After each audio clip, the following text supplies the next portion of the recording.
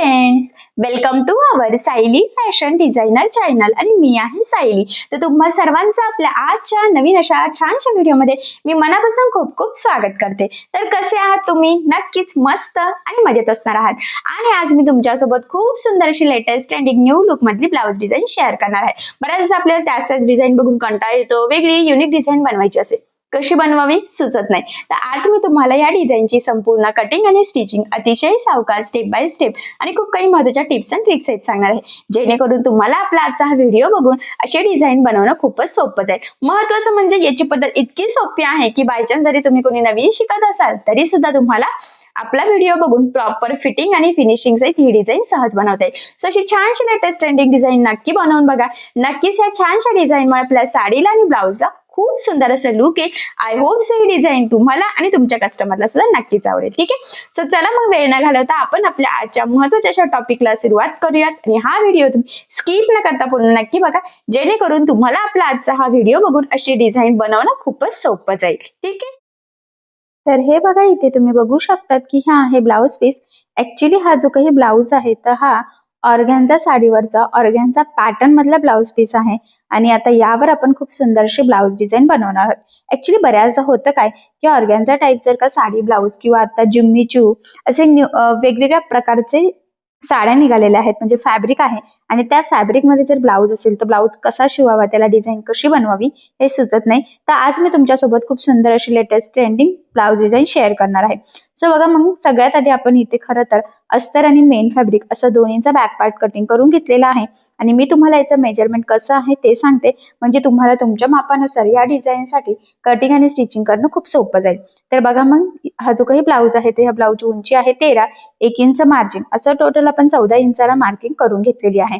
त्यानंतर इथे आपण घेतलेला आहे शोल्डर। तर हा बोटनेक ब्लाउज आहे, त्यामुळे बोटनेक साठी पूर्ण शोल्डर लागतं। तर पूर्ण शोल्डर आहे 14, त्याचं निम्म होतं 7, तर इथे आपण 7 ला मार्किंग केलेली आहे। त्यानंतर 4 इंच आपल्याला इथे गळारुंदी घ्यायची आहे। जेवढं शोल्डर आहे तेवढाच मुंडा घ्यायचा असतो, म्हणून आपण इथे 7 इंचाचा मुंडा घेतला।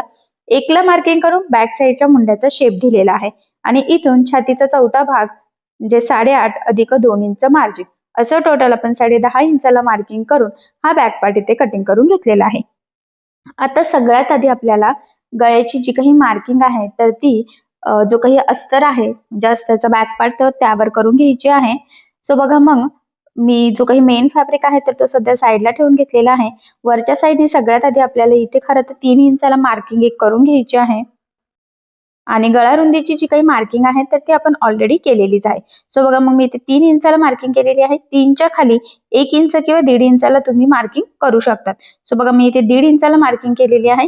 त्यानंतर इथून खाली सुद्धा आपल्याला एक मार्किंग करायची आहे, तर ती मी इथे 7 इंचावर करून घेतलेली आहे आणि पुन्हा आडवं 4 इंच गळारुंदीची मार्किंग आता सगळ्या पॉइंटला आपल्याला लाईन बाय लाईन इथे करून घ्यायचं आहे, जेणेकरून आपल्याला गळ्याची मार्किंग करणं सोपं जावं यासाठी।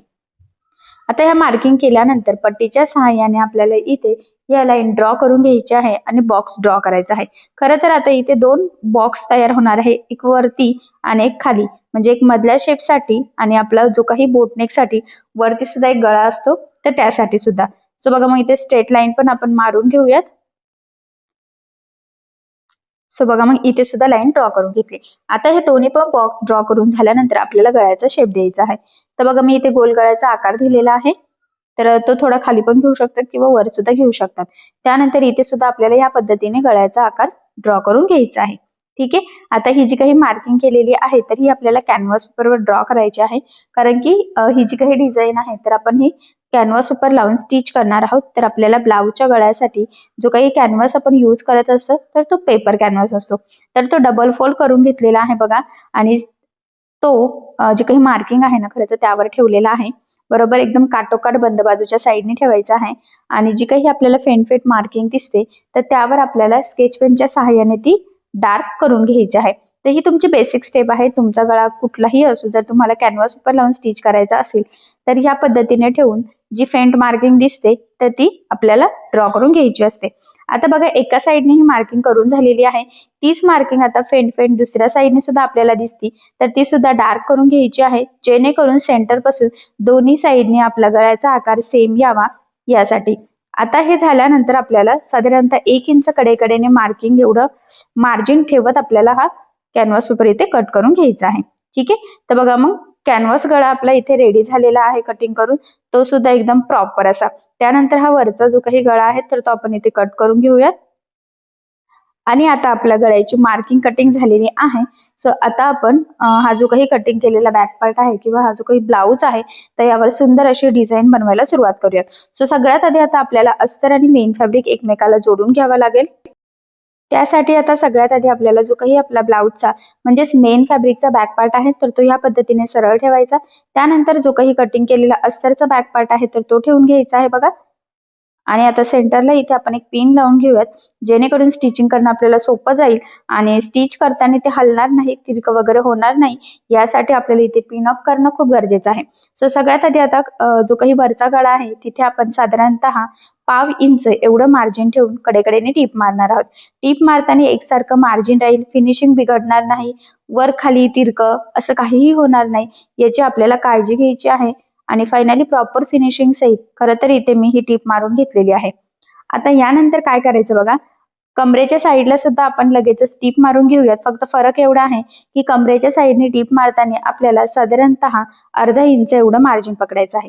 खरं तर या स्टेप मुळे काय होतं की आपल्या गळ्याचा वरचा पार्ट आणि खालचा पार्ट म्हणजे कमरेचा पार्ट दोन्हीही प्रॉपर फिनिशिंगचे सोबतच रेडी होतं. इथे गळापट्टी किंवा कमरपट्टी लावण्याची गरज पडत नाही.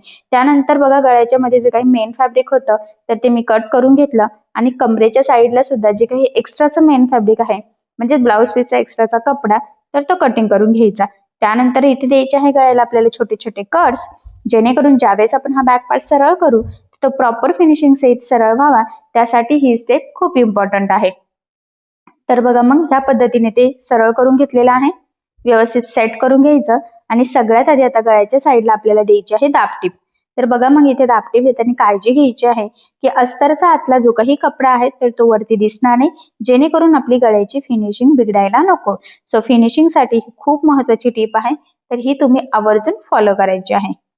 आता यानंतर आपण लगेचच कमरेच्या साईडला सुद्धा इथे दाबटीप देऊन घेऊयात.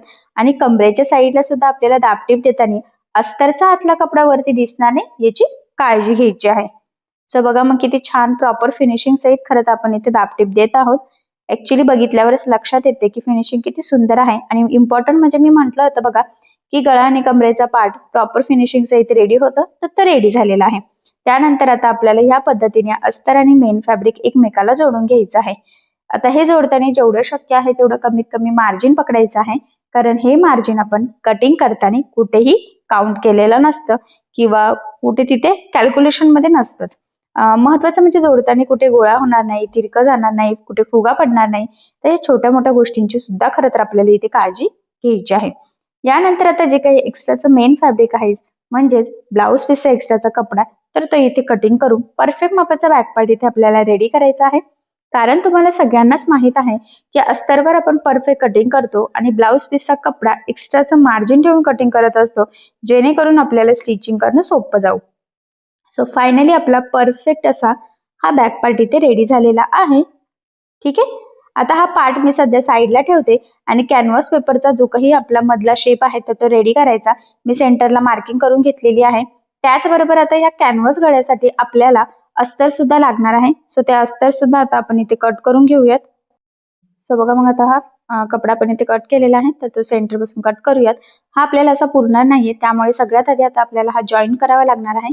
सो त्यासाठी आता आपल्याला एक पार्ट सरळ त्यावर दुसरा उलटा ठेवावा लागेल. त्याचबरोबर साधारणतः 1/2 इंच एवढं मार्जिन पकडायचं आहे.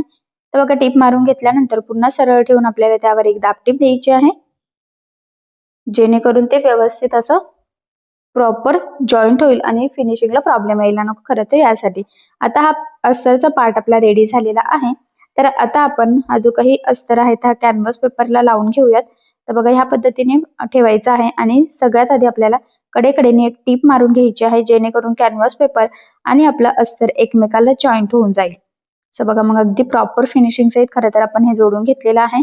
हे जोडून झाल्यानंतर कडेचे जे काही एक्स्ट्राचं आहे तर ते आपल्याला इथे कट करून घ्यायचं आहे.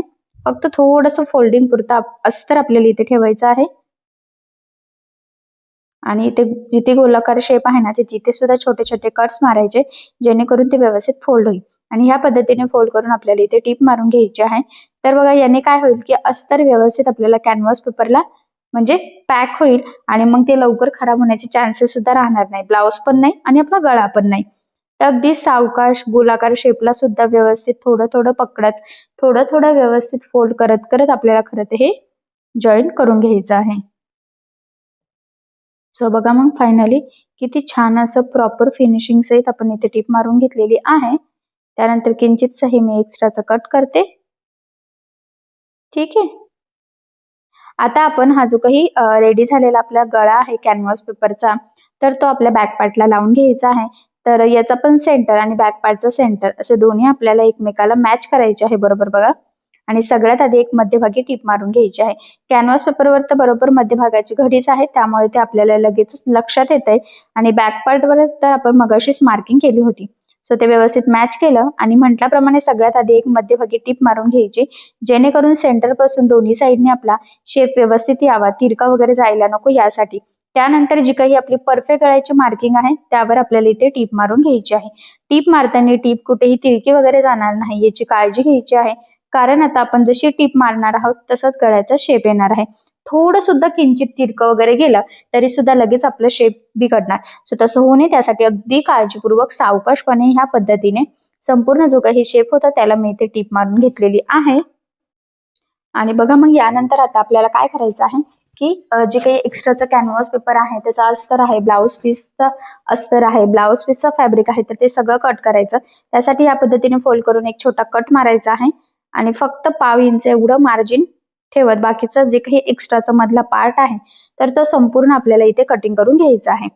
सो बघा मग अगदी व्यवस्थित मी इथे खरं तर प्रॉपर असं कट करून घेतलं. त्यानंतर आता आपल्याला इथे द्यायचे आहे छोटे छोटे कट्स, जेणेकरून ज्यावेळेस आपण हा कॅनव्हास पेपरचा पार्ट आतमध्ये फोल्ड करू तर तो प्रॉपर फोल्ड व्हावा आणि शेप सुद्धा आपल्याला जसा हवा आहे तसंच यावा.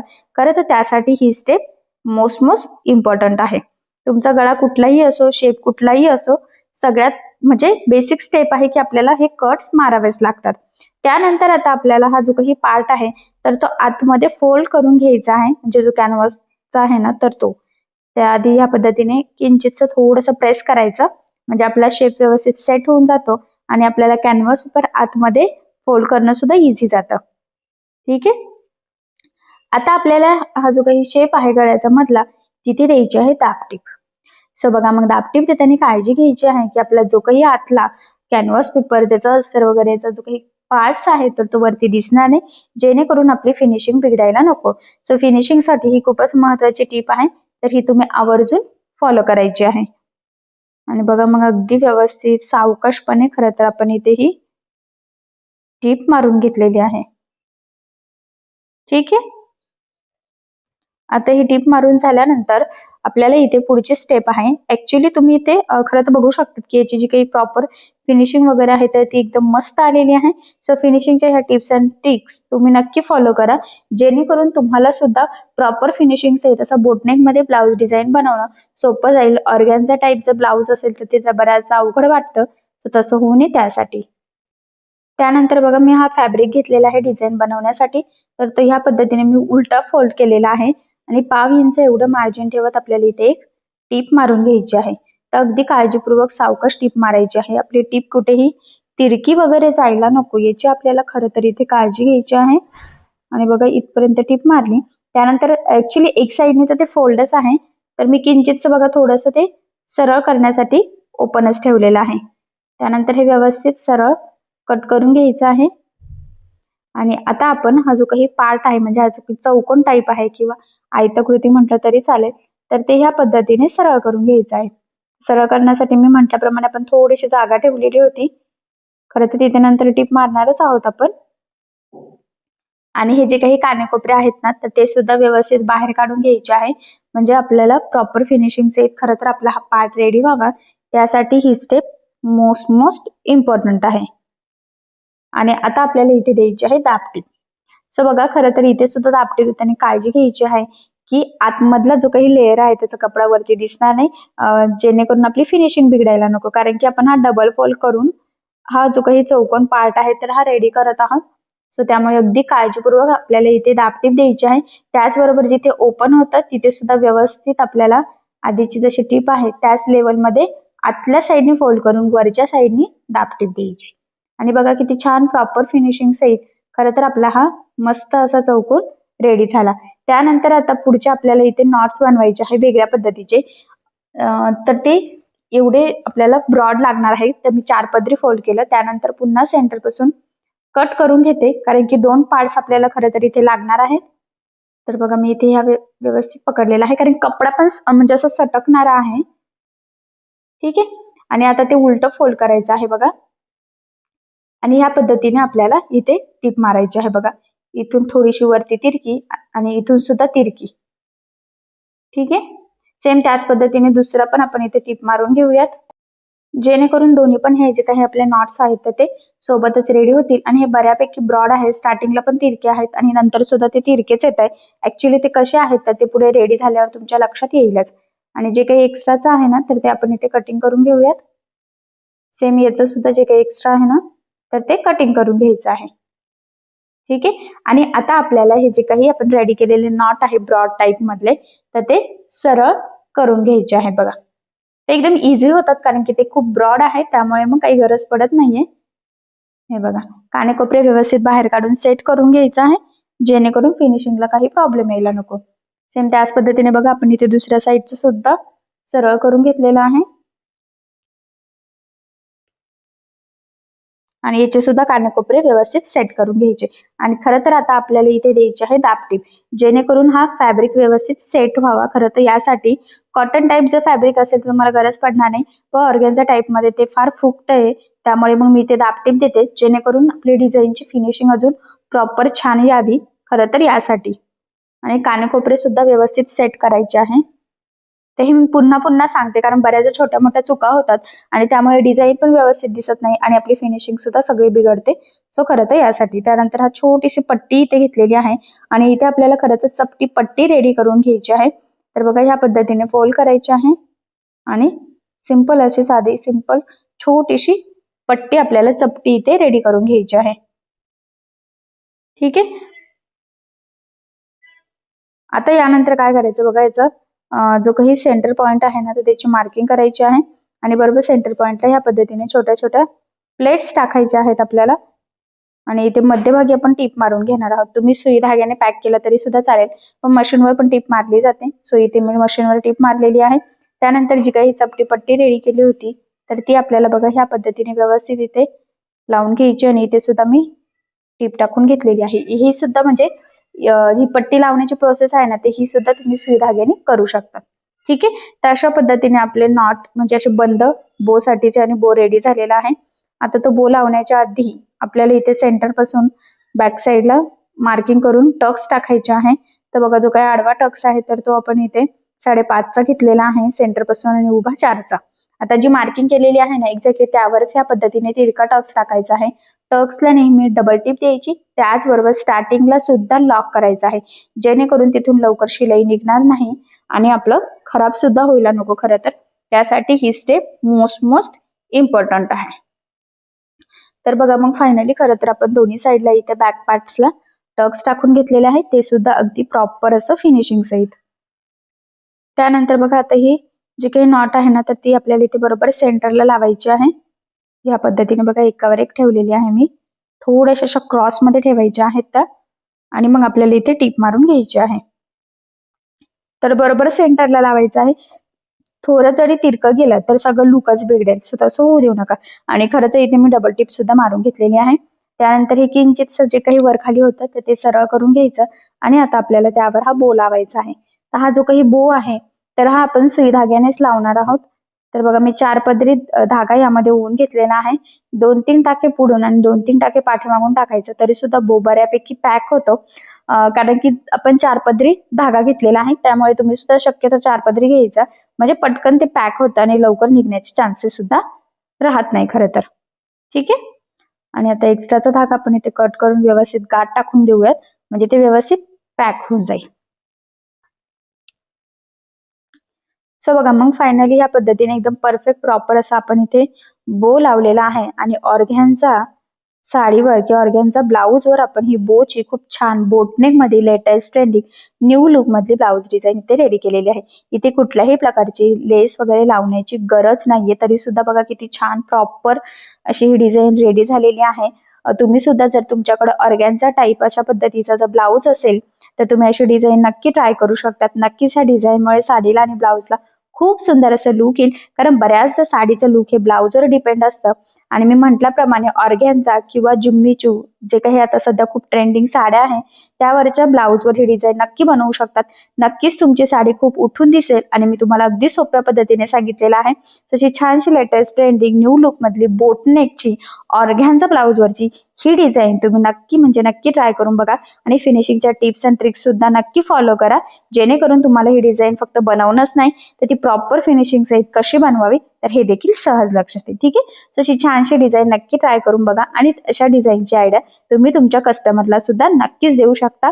सो नक्कीच द्या. बघा मग फायनली खूप सुंदर अशी डिझाईन रेडी झालेली आहे. खरं तर मी तुम्हाला या डिझाईनची संपूर्ण कटिंग आणि स्टिचिंग अतिशय सावकाश स्टेप बाय स्टेप आणि खूप काही महत्त्वाच्या टिप्स अँड ट्रिक्स सांगण्याचा प्रयत्न केलेला आहे, जेणेकरून तुम्हाला आपला आजचा हा व्हिडिओ बघून अशी डिझाईन सहज बनवता येईल. त्याचबरोबर याची पद्धत इतकी सोपी आहे की बायचान्स जरी तुम्ही कोणी नवीन शिकत असाल तरी सुद्धा तुम्हाला आपला आजचा हा व्हिडिओ बघून अशी डिझाईन सहज बनवता येईल. सो नक्की ट्राय करून बघा आणि जर यामध्ये काही प्रॉब्लेम येत असेल तर मला कमेंट करून नक्कीच कळवा. मी तुमच्या प्रश्नाचे उत्तर देण्याचा नक्कीच प्रयत्न करेन. ठीक आहे, सो चला मग आता आपण आपला आजचा छानसा व्हिडिओ इथेच थांबूयात आणि तुम्हाला आपला आजचा व्हिडिओ कसा वाटला हे कमेंट करून नक्की कळवा. त्याचबरोबर आपला व्हिडिओ आवडला असेल व्हिडिओला लाईक करायला विसरू नका आणि असेच नवनवीन छानसे व्हिडिओज बघण्यासाठी आपल्या सायली फॅशन डिझायनर या चॅनलला सबस्क्राईब करायला विसरू नका आणि ज्यावेळेस तुम्ही सबस्क्राईब कराल त्यावेळेस त्यासमोरील बेल आयकॉन ही नक्की प्रेस करा. त्यामुळे काय होईल, जेव्हा मी नवीन व्हिडिओज टाकेल त्याचं नोटिफिकेशन तुम्हाला तुमच्या मोबाईलवर येईल. ठीक आहे, सो चला मग आता आपण आपला आजचा व्हिडिओ इथेच थांबूयात आणि भेटूया पुन्हा नवीन अशा छानशा व्हिडिओमध्ये. तोपर्यंत टेक केअर, काळजी घ्या आणि आपला आजचा व्हिडिओ शेवटपर्यंत पूर्ण बघितल्याबद्दल thank you so much. Bye bye.